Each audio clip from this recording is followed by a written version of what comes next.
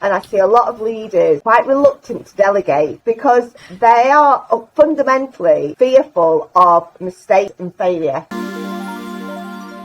Hi, my name is Zoe. If you're new to the channel, welcome. And in this channel, I speak with guests and we share perspectives and our insight into things that really matter. If this is what you're looking for, do consider subscribing. And in today's episode, we have Olivia Carter, a leadership coach and mentor, to share with us practical tips to elevate your leadership skills. Coming up next. Welcome, Olivia. Thank you so much for being on the show. I think it's really a privilege to be able to speak with you and to learn from you. So today, I think you're very generous to bring along the tools to help leaders in their leadership journey. Just to give the audience some background, Olivia works with leaders, especially female leaders, to empower them to confidently elevate their leadership skills. Before we jump into practical tools, maybe Olivia, you would like to say hi to the audience and how you come about or come into the coaching and mentoring industry.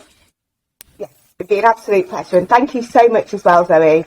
It's always a privilege to share with others, and thank you very much for inviting me. I'm really looking forward to our conversation.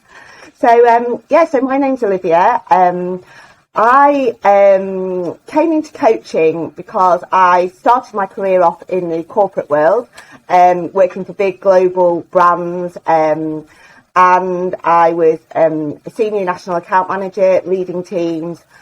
And predominantly in my corporate career, I had imposter syndrome, but I didn't realise it at the time until I moved into the coaching world. So that was constant self-doubt, lack of self-belief, questioning the judgment of others, perfectionism, feeling like I was going to constantly get found out, although I was extremely successful on the outside. And as a result of that, it created burnout and a lack of fulfilment really in my role. But also when I was in the corporate environment, I used to get very, very frustrated really by the management versus leadership culture, and how a lot of the culture was very much management led. And so I decided to leave my corporate career and really knew that I wanted to go out and create impact in the world. So I transitioned into counselling, realised that wasn't the right space for me with the energy, and so moved then into coaching. Right.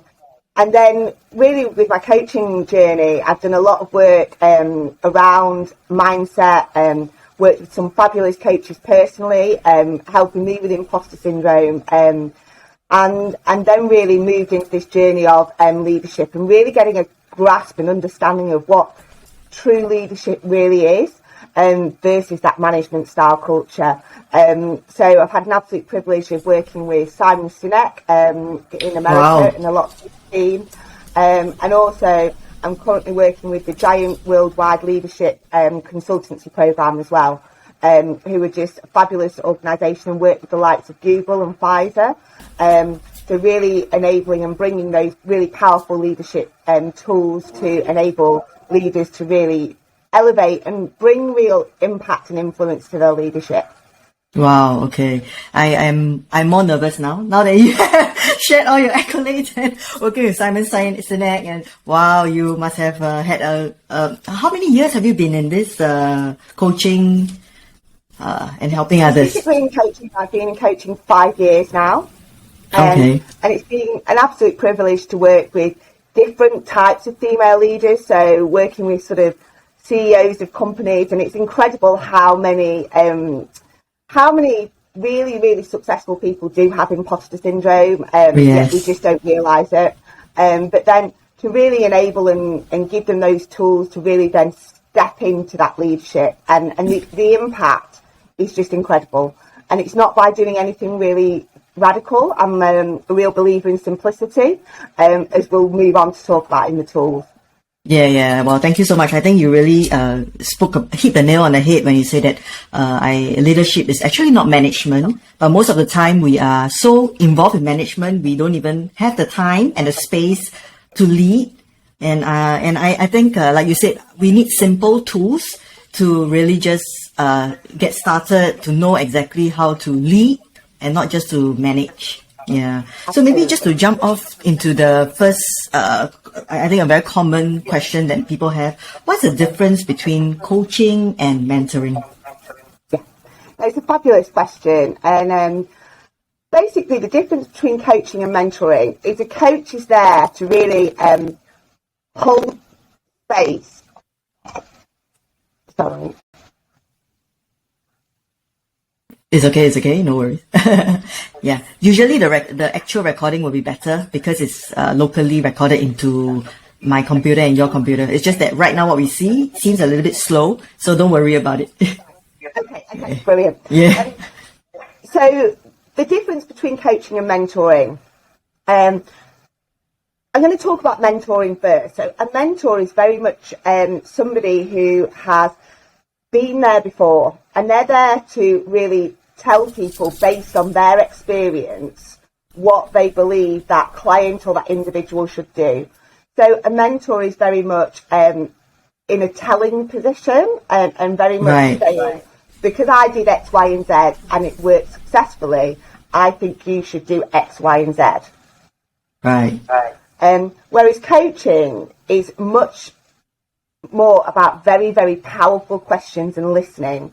Coaching is about going on a journey from where the client or individual is now at point A to point B, and the coach is there to support, to challenge, to motivate and inspire to get that individual or that person there quicker than they would do on their own. So it's using a lot of powerful questions. And the reason why coaching is so phenomenal, because basically you are empowering the individual to find their own solutions to the problems.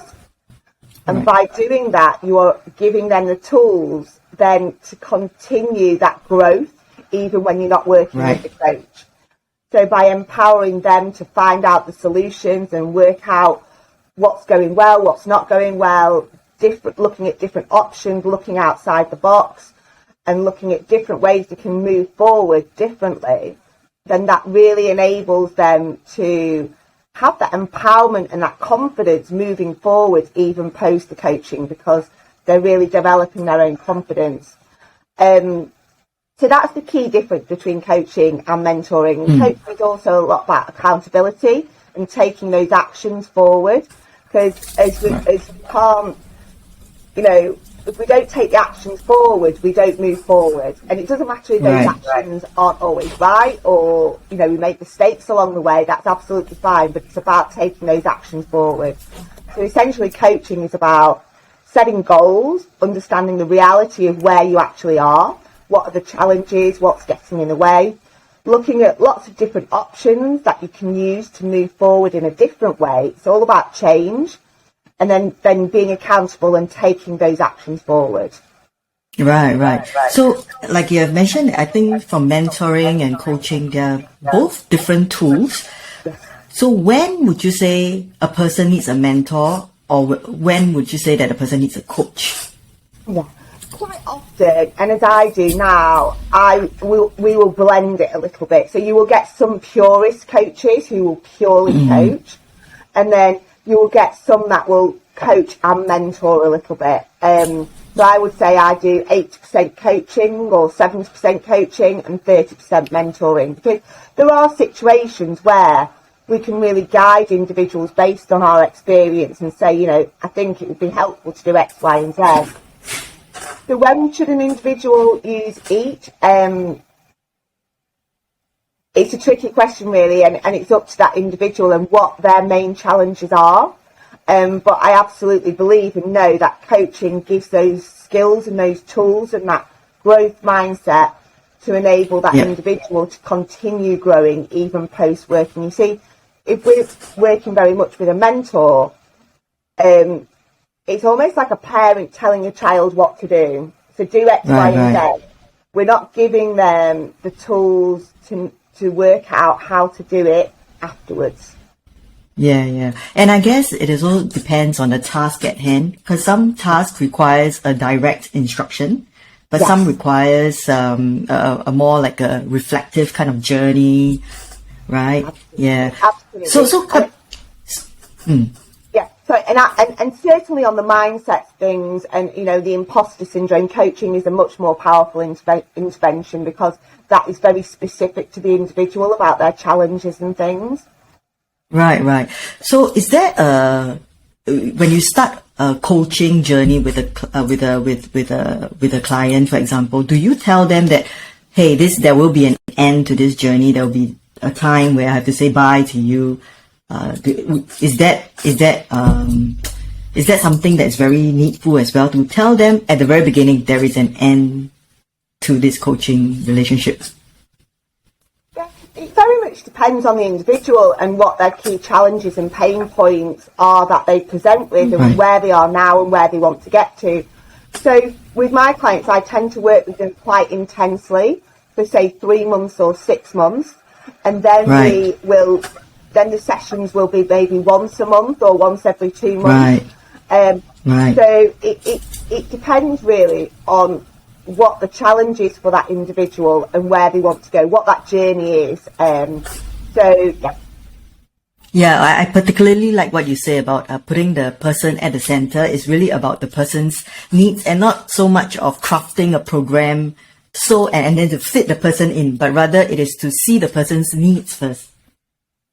Absolutely. And I think the key thing as well with coaching is it's very, very non-judgmental.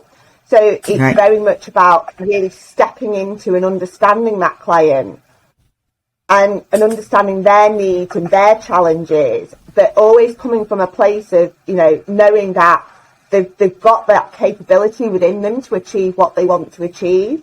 So it's very, very non-judgmental about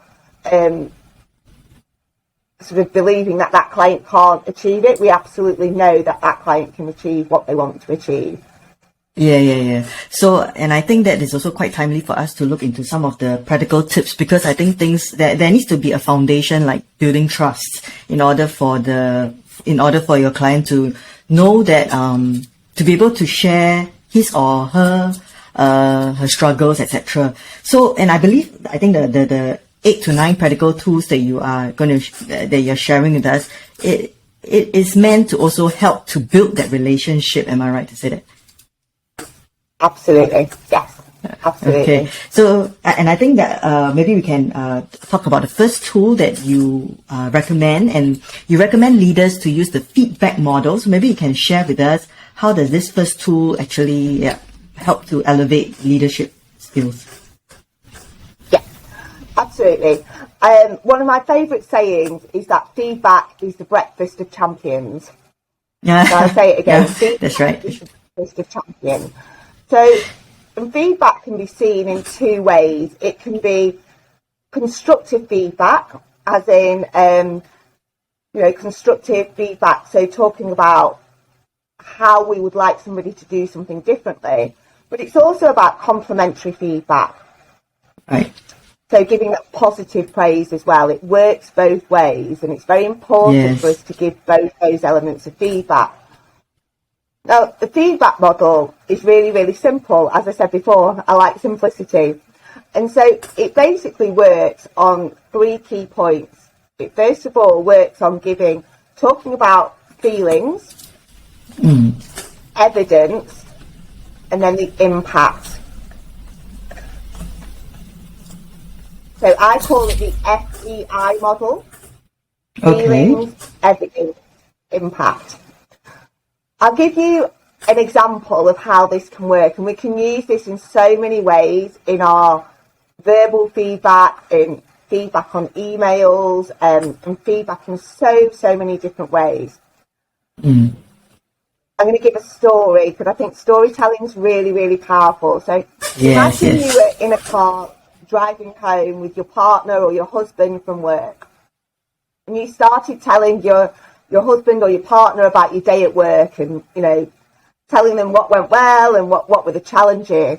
Imagine your partner turning up the radio and turning the radio up really loudly as you were starting to talk about your day. Yeah. So rather than going with you've done X, Y, Z, and why aren't you listening, and being critical of that person, if we use the feedback model, so it would be, I feel like you are not listening to me. So we're talking about feelings there. Yeah. when you turn the radio up as I am talking about my day, so that's the evidence, the impact of that is I am no longer going to feel comfortable sharing and talking to you about my day. So the reason why that model is really powerful, because we're bringing it into how I feel as an individual, rather than sending it to a more critical place of criticising the other person. Right. Right. So it's letting people know how their actions has impacted you in that sense. Yes. Right. So another great example of, let's say you've got a member of your team who is constantly late for a meeting with a client or something.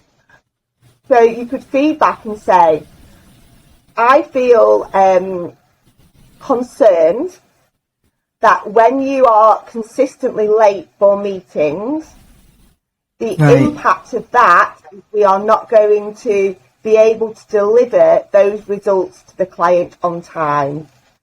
Right. Can you see how simple it is? Yes. But what we're doing is really raising that person's awareness by sharing our feelings with the facts and the evidence. You see, so often in feedback, we don't give those facts and the evidence. And when people also recognise the impact, then it really helps people to think, what am I going to do differently about it? Yeah. Well, I think the framework is very helpful because having been a leader for a couple of years, I think not knowing how to give feedback is one of the areas that we are struggling with. We always end up with either feelings and then we don't continue with evidence, or we don't even talk about the impact. We are often very reactive. If something goes wrong, we'll be like, oh, why do you do such a thing, And then there isn't like this makes it very, in a way, objective.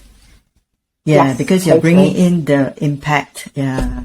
Wow. Yes. Wow, it's a very easy to use feedback model. It's very, very easy to use. And it's brilliant that you touched upon that, because giving feedback is, it's a skill and it's a development. Yeah. It's not, as adults, we're not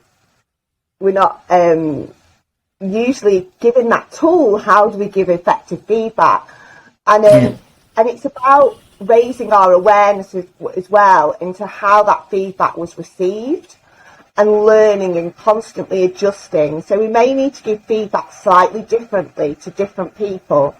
I think the key thing with feedback as well is the timing of feedback. Right. So often, when I was in the corporate world, you'd wait for your 6-monthly review and then they'd give all this feedback. Well, a review shouldn't be about feedback. A review should be about celebrating and moving forward. And so I think it's about giving lots of feedback on maybe dailies too much, but giving that consistent feedback, because if somebody had done something 4 months ago and you bring it up in a 6-monthly review, then that's going to really lose trust, isn't it? Because they're going to be thinking, well, for 4 months you've been thinking X, Y, and Z. So it's about really having that confidence and that courage to give that consistent feedback. Right.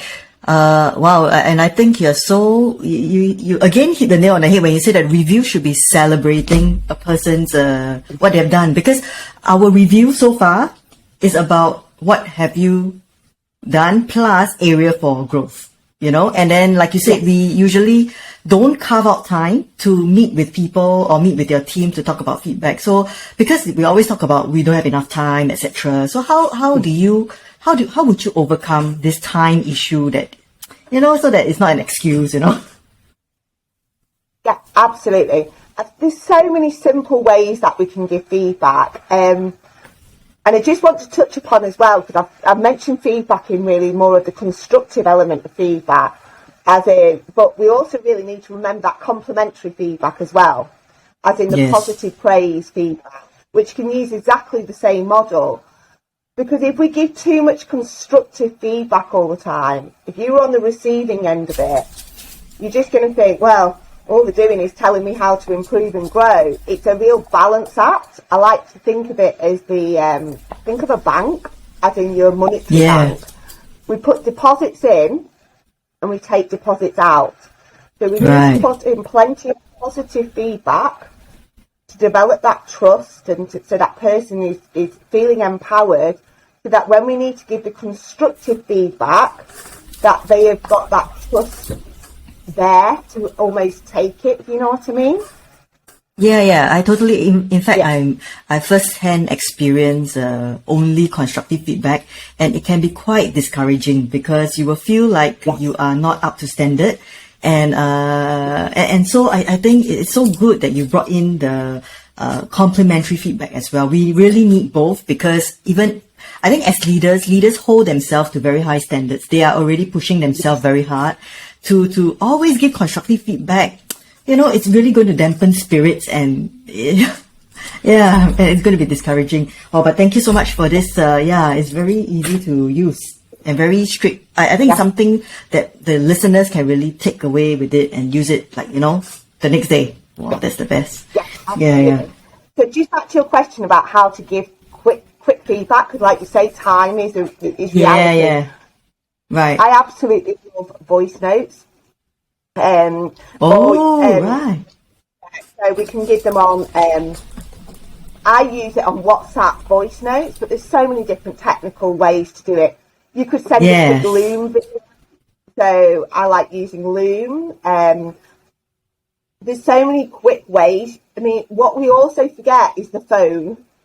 We sit behind email often, and we think we've got to call these formal meetings. But just picking up the phone for a quick 3-minute conversation and just saying, look, I just want to tell you how brilliantly you did with, I was so proud of you in that meeting, because you really stood up and voiced your opinion, and the impact was amazing. And it really created constructive growth for the meeting. So we can do it. If we make feedback in our head to be this big thing, it will be. But we can just drop in feedback all the time. Yeah. Wow, I love it. And I think the use of voice note is such an innovative idea. I think we are so used to just email and then making it so formal that it just makes everyone very tense. But I would really love to hear your other tools. Maybe we will just jump into the next tool. The next tool that you also recommend for leaders to use would be to listen. Maybe you want to share more about this second tool? Listening. And this really blends into, you know, I know that coaching is a key skill that all leaders should be able to bring to the table. And one of the absolute core skills as a coach is listening, really powerful listening. I'm going to share another quote, which is about seek first to understand and then be understood. It's one of Stephen Covey. Exactly. So often as leaders, we believe, like you said, they have all the answers. Well, that's management. Exactly. We've got 2 ears and 1 mouth for a reason. And when we actively listen to others, and I'm not talking about asking a question and daydreaming off, but really, really pure, true listening to others, it is so powerful. You know, and then when you are listening to a person or an individual, it's asking those really powerful questions, which is another tool I'll talk about. So if somebody's talking about any particular challenges that they're experiencing, or you know, they're struggling with something, you know, asking those really curious questions. Because when you start questioning based upon what somebody has said, it develops this beautiful word called trust. Because they know that you've listened to them. Right. How often have you had a conversation with somebody when you said something and then they go off on their own agenda? Exactly. Far too often, especially in management. Exactly. Exactly. Yeah. And so you get that disconnection there, and you don't feel like you're trusted. You can't trust them because you think, well, what's the point in talking next time and raising my thoughts and opinions because they didn't listen last time. Listening is beautiful for connection, trust, and we can learn so much from others by listening. Well, I agree totally. I think the listening helps you to shape the coaching experience for the person. And, usually we come in with certain assumptions, but when it is through listening that you realize that usually what we assume is wrong, and you start to, but I think like you mentioned, I think trust is such an important foundation in order for all these tools to work, and to actually build trust is really to listen. Yeah. Absolutely. And I think, the feedback builds trust as well when it's done correctly. Right. And also recognising that trust takes time. I know particularly new leaders that come into a position, they might dive in there and think, oh, I'm going to create all these amazing connections and relationships with my team, etc. But it doesn't. Trust takes time. And it's not about doing one big thing for trust. Remember the deposits in the bank? It's about putting those little deposits in all the time to develop trust. I think a really powerful question that some of your listeners could go away and ask themselves is, think about one person that you totally trust. Whether that's a friend or whether that's a leader or a manager or somebody you've worked for. One person who you absolutely trust. And what was it about that relationship that created trust? And then think about another person who you don't trust. What happened in that relationship? Right. Because when we raise our awareness to how we have experienced trust, we can do less of what happened when we didn't trust that person and more of what that other person did to create that trust. Yes. Like taking time to really reflect, I think, is a very important part of our leadership journey, I think. Absolutely. Yeah. And I think so often, particularly a lot of my clients, and people, they're still doing their job as well. So take an accountant or a lawyer. So they're still doing their day-to-day job, and then they're trying to lead a team of, say, 20 as well. And actually, leadership, it takes that time to reflect and that space and that energy to really think about how am I going to support my team moving forward. So absolutely, it's about reflecting and giving yourself time as a leader. Yeah. And I think it's a time that you cannot stinge on. You must really prioritize. I think as a leader, you have to. I don't think it's an option for you to not do that. I think as a leader, you are in that role. You should carve out time to think through. Right? Yeah. So, okay, well, very excited about your next few keys, but let's move on to the next one. Otherwise, we will be here until at night. Okay, so you think the third practical tool that you would recommend leaders to use would be to empower and to develop others. Maybe you want to, let's jump into that. Yeah, absolutely. So remember when I talked about the coaching and the mentoring? So empowering others. So leadership is absolutely about empowering the growth and creating the future leaders. Right. It's all about enabling them to find the tools and their way forward.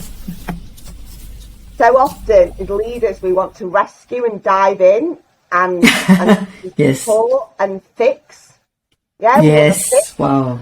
Particularly for women, we want to fix and sort everything out and do everything for everybody. Yeah. When we're in that rescuer mode, we are actually disempowering other people. And also we're putting a lot of pressure on ourselves as well, because then we get burdened with X, Y, and Z. Yes. So, yeah. So the coaching and empowering people is to really sit tight sometimes and sit on your hands a little bit and really ask those, what could you do differently? What would others do? What would you say to a friend? What would a friend say to you? So that they are creating their solutions.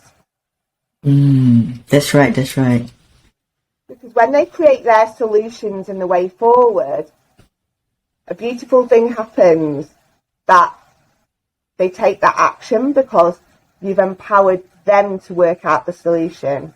Right. So that's an absolute key thing about empowering others. The other thing about, and I see a lot of leaders quite reluctant to delegate. Yes. Because they are fundamentally fearful of mistakes and failure. So therefore, totally. Yeah. And so therefore they end up doing all this rescuing and doing everything, and they wonder why they're burnt out. That's right. We've got to remember that sometimes to empower others, we've got to give them those opportunities. We've got to give them those challenges and that opportunity and that chance to do something out of their comfort zone. And actually recognise that if it's not perfect and if they've made a mistake, that's okay as well. My other favourite saying is, there is no such thing as failure. There is only learning and growth. Yes, totally. To empower other people, we've got to give them the opportunities, and that requires delegating and giving them the chance. As a leader, you will always have boundaries around that, so you would always be giving them the support around that, so that at the end of the day, they're not going to crash a company by you asking them to do this task. But if you don't give people the opportunities to empower themselves, then they're just only ever going to stay at that same plateau. Yeah, and I think you have really spoke out our pain points. I think this is exactly what we're feeling. We don't know how to delegate. We take everything upon ourselves because we feel we didn't want to trouble someone else, not knowing that we're actually robbing them of the opportunity to learn. And I think you also mentioned, which is also very right, it is okay to make mistakes. I think that is something we need to come to terms with, and to allow our team members to be assured that no matter what, they are supported. And I like what you mentioned, I think the support is very important. It's not about delegating only, but it's delegating with constant support, right? Absolutely. So one matrix which I absolutely love is, and this is another tool, it's called the Challenge Support Matrix. Okay. You can look at it on YouTube or on Google, but it's called the Challenge Support Matrix. Okay. So when people are in high support and high challenge, right, that is when we're going to get the most growth and development out of individuals. When people are in low support and high challenge, that's going to create stress, burnout, frustration.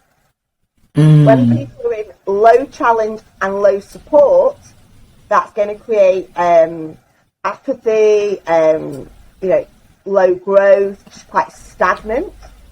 So the key golden area is high challenge with high support. Right. Wow, that is and it's true that we should be very mindful about the support that our team members need. And it goes back to listening. It goes back to the feedback. And I think it all ties in together as a bundle of tools, Totally. Absolutely. Yeah. And if you think about even that word called trust, if you gave a member of your team the opportunity to do something that, you know, and you gave them that support, and they achieved that, maybe it wasn't perfect, but they achieved something through it. Think of that trust and growth that individual is going to have. It is it's powerful. Really powerful. That's right. In fact, we struggle with building trust, and I think this could be one of the reasons. You know, year on year we do have surveys, and team members will say, "Oh, there is a low sense of pride. My leaders don't seem to trust me," and I think it's all tying with the lack of delegation, lack of support, like you said, low challenge, low support. So I think that's really something that I think leaders really need to look into. These are fundamentals to the growth of the company as well, or any organization. Absolutely. Yeah. Yeah, and I think what builds on that is this wonderful thing called self-awareness, because... Oh, yeah. Yeah, and I think when people are reluctant to delegate, or people need to sort of just stop and pause and go, what's going on for me? Why am I reluctant to delegate? What is it because if something doesn't go perfectly well, it's going to be a reflection on me, or a judgment on me and is it about your own sense of fear of failure or fear of success? Is it about if that person does really well, they might be more successful than me? So this beautiful word called self-awareness, and just leaders really waking up to what's really consciously going on for them. Yeah. You're right. I think it's the why are you feeling this way? I think that is something you got to ask yourself, because it is not healthy. We are all going to burn out. We all need one another. Yeah. So, yeah. Wow. Okay. So maybe that will bring us also to one part of communication is also about asking powerful questions. I think that is also one area that I myself struggle with. I don't know what questions to ask. So maybe you can share with us, how do we ask the right question at the right time? Yeah, great question. Can you hear me pausing? I'm doing it for a reason. It's using this wonderful thing called silence. Right. Silence takes confidence and courage, and to just pause and think, well, I know I've got a question, but and saying something, I'm just having a little think, and then asking that powerful question. You have definitely got those capabilities. Everybody does, to ask those powerful questions, and feeling comfortable with silence is a beautiful gift. But so often we're in this busy world, we're like, oh, we've got to get everything planned in, and actually, even building on silence, it's okay to ask those questions after, say, a meeting or that communication with somebody. So having that confidence to go, sometimes you might be making tea, or you've walked home from work and that question comes to you. Well, go back and ask that, So that's the key thing. I think the key thing with questions is that they are, in coaching, make sure that they are open-ended questions. Right. Okay. So I use the 5 W's. So the what, the where, the when, who. What's number 5? Oh, number 5 is how. Okay. If you use those 5 words, you'll find the answer. You'll find the other half of that powerful question. Yes. Right. What, when, where, who, and how. I used to have them on a post-it note at my computer. So that will sort of help you to think through what is it that you want to ask in those 5 manners. Are you going to ask about the intention? Are you going to ask the person about what they are going to plan? What are they planning to do? Yeah. So you're right. I think the 5 W's, 4 W's and 1 H. Is it why, what?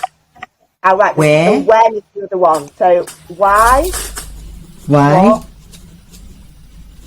What, when? Okay, so why, what, when, where, who, Who, how. right. Right, okay. So it's a 5W and a 1H, right? Yes. Yeah. All right, right. And I think you're right to say that actually we must be comfortable with silence, because sometimes we need that person to tell us. Most of the time we want to jump in to complete the sentence, which ties back to not listening, right? And not delegating. Exactly. And the Yeah. rescuing, thinking that we've got to fix everything. Yeah, exactly. Yeah. Okay, and this brings us to also the next practical tool that is actually very interesting. It's about walking the walk with openness and vulnerability. I think Brene Brown says this very in a very position it so well to say that actually courage is also about showing vulnerability. So how do you encourage, or how do you what are the practical things that leaders can do to show forth that, especially if they are not open themselves? Oh, Brené Brown. Ooh, yes. Yeah. And absolutely it takes courage. The practical tools, I think the first practical tool is it's about really being honest with yourself. Right. So when we spoke about before about, if people aren't delegating, why aren't they delegating? What's really going on for themselves? So to be vulnerable with others, we've first of all got to be vulnerable with ourselves and be open and honest and wake up to what's really, really, truly going on. Yeah. Vulnerability we can show in a couple of ways of asking for help. Yep. Wow.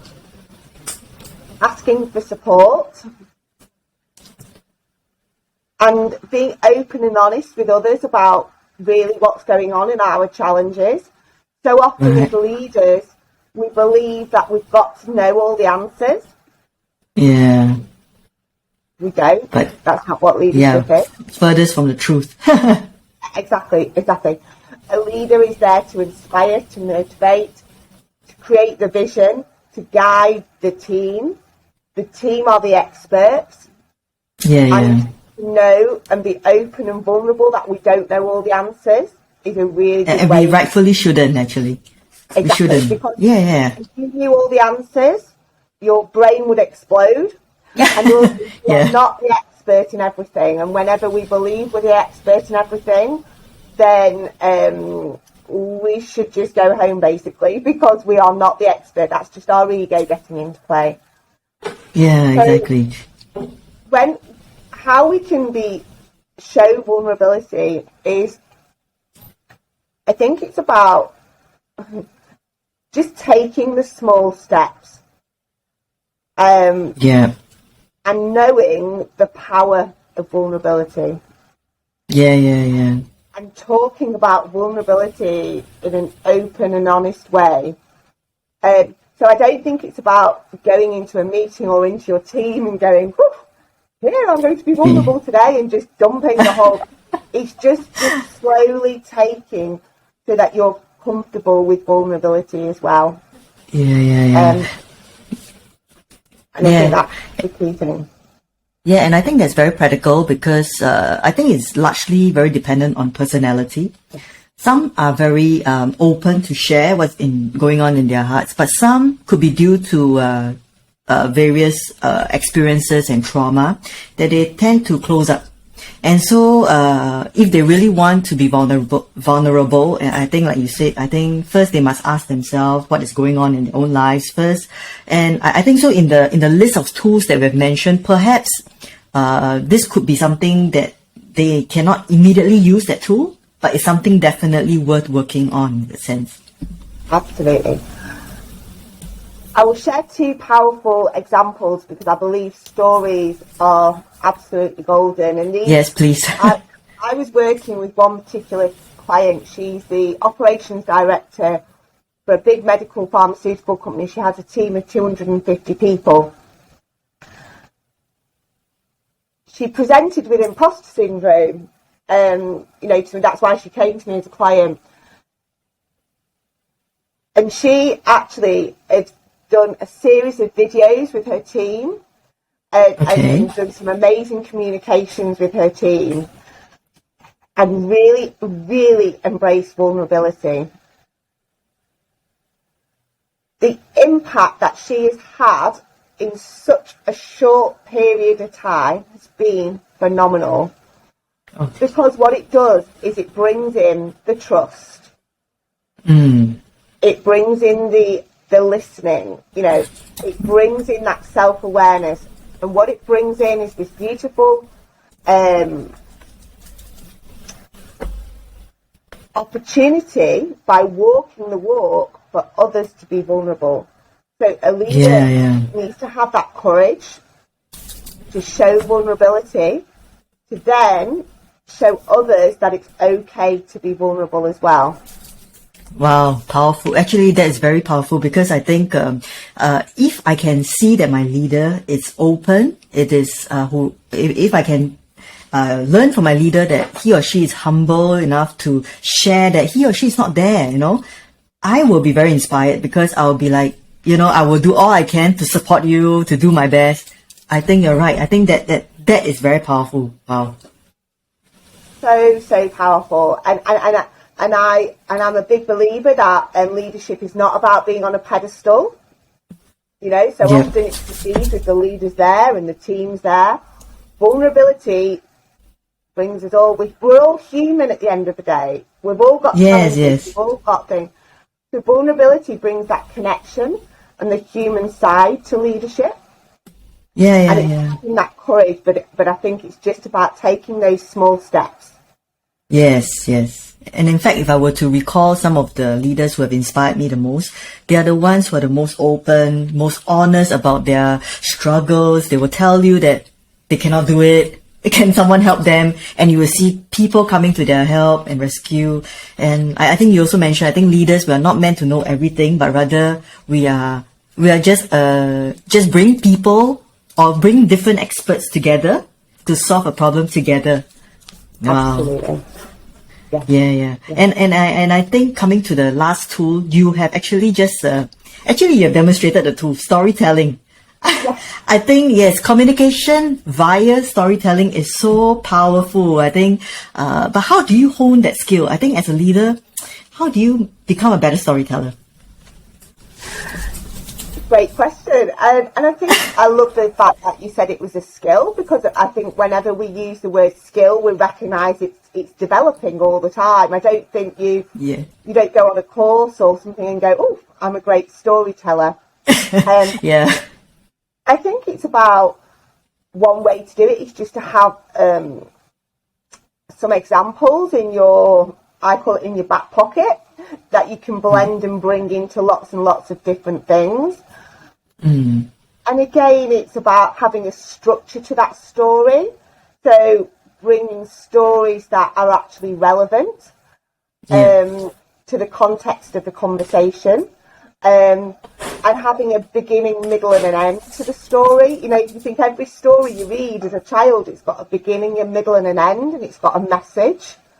And so it's about bringing that in a concise way to the conversation. Storytelling is so powerful, and leaders should embrace that, because how often do leaders talk about a theory or a concept, or I would like you to do X, Y, and Z, and it sort of goes over. But if we bring a story, remember the stories. I think people are very hooked to very real life stories, and I think it's important, like you mentioned, to start collecting stories. I think we need to be very intentional to also recall what the stories that we have and sort of record it somewhere. It's got to be intentional. Yeah, and practice them. Practice them on your own. If it's something that feels a bit uncomfortable or you don't have the confidence, then you can just jump on a Zoom recording on your own. Just record it to yourself and get comfortable telling stories. Or I use Otter AI, which is a voice note recording. Right. and sometimes just talking to the app on my phone and just getting comfortable telling stories, because I know 4 years ago I wasn't comfortable telling stories because I thought nobody would be interested. Why does somebody want to know that? But, we need to just get on, and the more we do it, the more we come on board with the power of storytelling. Wow, thank you for suggesting the voice notes again, the automated. Wow, that is really powerful, because I find myself typing away and I realize it's so tedious. So it's easier just to record it. Wow. Exactly. So, and when we type, we start to look at the words and we start to go, is it like that? Is it like that? Exactly. And then the emails are misinterpreted, and if you receive a voice note from somebody, it creates connection. You can get the meaning across with the heart. Yes. Well, yeah, voice notes are wonderful.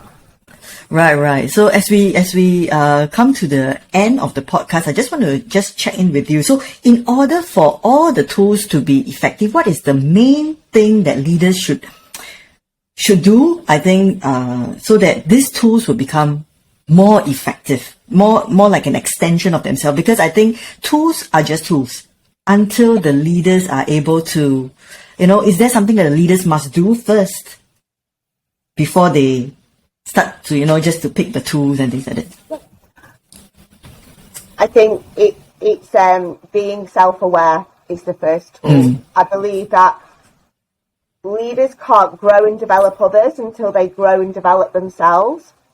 I'm a big fan of journaling. Oh, okay. Yeah. So, when we talk about why are we not delegating, or what are the challenges, or why is that conflict happening with that certain individual, I think, first of all, it's about stopping and pausing and becoming very self-aware is the first main thing as a leader. And then recognising as well that leadership is a journey, it's not a destination. So you don't sort of, in 3 months' time, wave a flag and go, I'm an amazing leader. It doesn't happen. It's like parenting. That's right. Because we are evolving as leaders, individuals in your team are evolving, and your business and or organisation are evolving. So I think it's being consciously aware to take a tool like active listening, like developing trust, like constructive or complimentary feedback, and consciously working on that for maybe 2 or 3 weeks, so it creates a habit. Right. Consistent. So I don't think it's about going, I'm going to grab everything and I'm going to do it, because it's not going to happen. So it's thinking, what are the main challenges at the moment? Okay, I'm going to grab this tool, and I'm going to really embed that into my leadership. And then I'm going to grab this tool and I'm going to embed it. Because remember, as leaders, for the people, for our team, if we start shifting and changing too much, too quickly, they'll be like, woo, who's that crazy leader? She's gone completely changed. Yeah? It's about just taking those steps, but choosing the one step that's going to have the biggest impact first, depending upon the challenges. Right. Wow. So I think you really, I think, like you mentioned, we need to know our own strengths and weaknesses. And weaknesses will take time to develop. So most of the time, I think people would advise us to focus on strengths first. Would that also be your take? I think it's always about empowering our key strengths. But I think true growth happens when we are vulnerable and open with ourselves and with others. And that's where we develop our weaknesses or our growth areas. So I think it's about both. That's true. And you also rightfully mentioned that leadership is a journey, because a lot of leaders are burned out. I think they want to achieve something very quickly, and they cut short their leadership journey in that sense, because could be various. I think one of the greatest reason could be just not delegating, for example. All this comes back again to what are you struggling as a leader, being aware of it. I think that is first step, right? Yeah. Absolutely. Yeah. Yeah. Yeah. So Amazing. if, where can audience find you should they wish to get coaching advice from you? And do you also coach clients from overseas? Yes. Yeah, no, I do coach clients from overseas. So I have sort of three models to my business. I have the coaching, which I do on a one-to-one, or I do have a group program starting on the 22nd of September, which Okay. is very much around the imposter to impact. So really, it's very much around mindset, and I will be sharing some amazing tools to really, I call it like wake up and Yeah. really connect with our mindset and really go from that self-doubt to self-belief and have that confidence to take those courageous actions. Right. And then I do the training, which is where I do go into a lot more depth about the feedback and the trust and the listening. And then I've got the consultancy side of things as well, where I literally work with one particular leader and one particular team and share a Right. lot more tools and models. So the best way to connect with me is on LinkedIn. Right. Olivia Carter Coaching on LinkedIn. But I also have a fabulous community on Facebook called the Female Lead Club. Right. I can send you that link, Zoe. I don't know whether Yes, you're able yes. to check. Yeah. I And, will link it in the description box. Yeah. Yeah. And so that's a wonderful community of female leaders where I share lots of tools, lots of added value if people have got questions. And it's where people can share and be open and honest as leaders. And as I say, I do frequent videos in there as well. So anybody who wants to join Female Lead Club, it'd be amazing to welcome you. Wow, thank you so much, Olivia. And I think it will really be a privilege to be in the club, in the Facebook group, as well as the coaching sessions, etc. I mean, in this short 1 hour, you have given us so much nuggets of wisdom. It really says a lot about you having the heart of a coach. Thank you. And Yeah. it's a pleasure sharing, and it's just been just wonderful to do the interview with you, Zoe, as well. It's just been, thank you. Yeah. So looking forward to more interviews. Yes, absolutely, absolutely. Yeah.